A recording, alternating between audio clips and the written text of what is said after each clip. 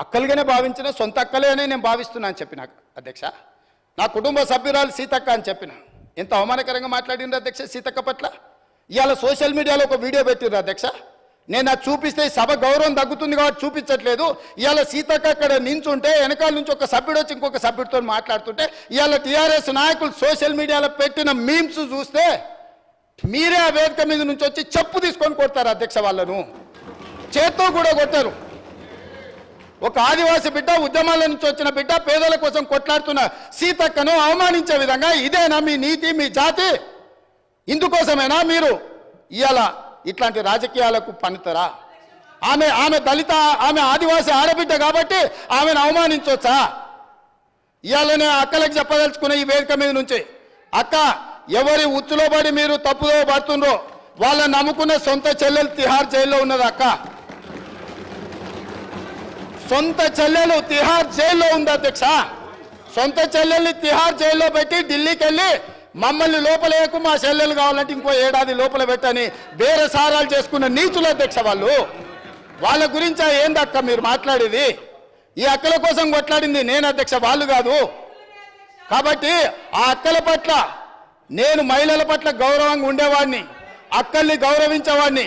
మంత్రివర్గ సమావేశంలో కుర్చీ లేకపోతే కొండ సురేఖక్కనో సీతక్కనో వస్తే నేను లేచి కూర్చిచ్చిన ఎన్నోసార్లు ఈ అక్కలు ఉండ్రు.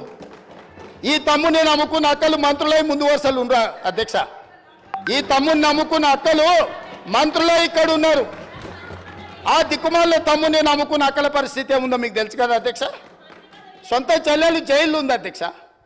ఆ చెల్లె గురించి మాట్లాడారు. కానీ ఇవాళ రైతు రుణమాఫీని దెబ్బతీయడానికి, స్కిల్ యూనివర్సిటీ ఆలోచనను నిరుద్యోగ యువకులకు ఉపయోగపడకుండా అడ్డుకోవడానికి, ఇవాళ మా మాదిగల సోదరుల ఆకాంక్ష నెరవేర్చడానికి ప్రయత్నం చేస్తే సభకు రారు అధ్యక్ష. ఇంతకుముందు మా సభ్యుడు బాగా చెప్పిండు అధ్యక్ష. ఒకనాడు దళితుని ముఖ్యమంత్రిని చేస్తా అని మోసగించిండు, ఉప ముఖ్యమంత్రి ఇచ్చి బర్తరఫ్ చేసిండు. అట్లాంటి పరిస్థితుల్లో శ్రీమతి సోనియా గాంధీ గారు శ్రీ మల్లికార్జున్ ఖర్గే గారిని జాతీయ అధ్యక్షుని చేసింది అధ్యక్ష.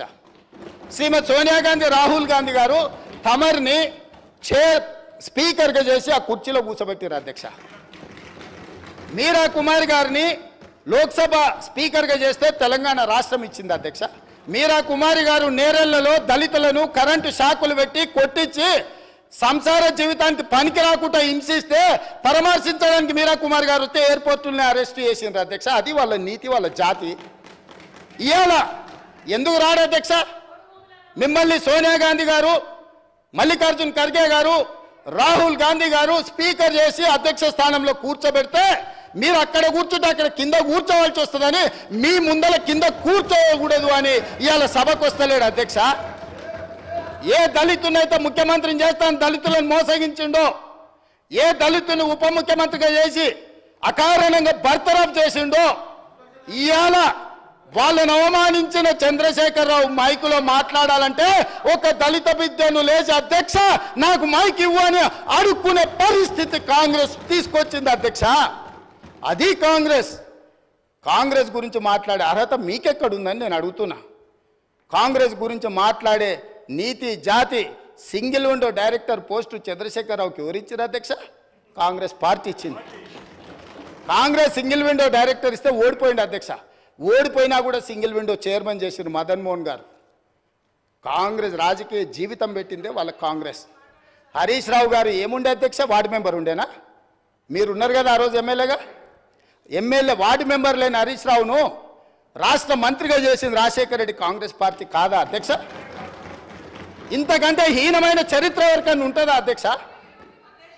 ఇన్ని విషయాలు ఉన్నా మేము ఇక్కడ ప్రస్తావించదలుచుకోలేదు అధ్యక్ష. అవన్నీ ఎందుకనంటే గొప్ప లక్ష్యంతో స్కిల్ యూనివర్సిటీ తీసుకొచ్చినాం, గొప్ప లక్ష్యంతో మాదిగ ఉపకళాల వర్గీకరణ కోసం మేము ముందుకు వచ్చినాం.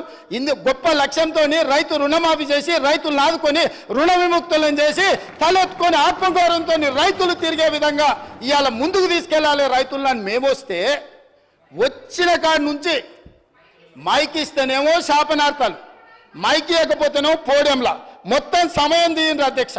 ఎన్ని గంటలు మాట్లాడినరో మీరు చూడండి అధ్యక్ష. ఎందుకు నడిపిండ్రు అధ్యక్ష? మీరు అర్ధరాత్రి వరకు 3:30 వరకు వాళ్ళకి మైక్ ఎన్నికనే కదా అధ్యక్ష. ఇది మీ గొప్పతనం కాదా? గతంలో బడ్జెట్తో పాటు గ్రాంట్స్ కానీ డిమాండ్స్ కానీ గిలిటన్ చేసి పాస్ చేసుకొని పోలేదా అధ్యక్ష? 5 సంవత్సరాలు నేను ఎమ్మెల్యేగా ఉంటే ఏ ఒక్కరోజు అక్కడ నిలబడనీయలేదు అధ్యక్ష. లోపలికి వచ్చినంబడే మార్షల్స్ని పెట్టి గొర్రెలు నీడ్చినట్టు ఈడ్చి బజార్లో పడేసిండు అధ్యక్ష.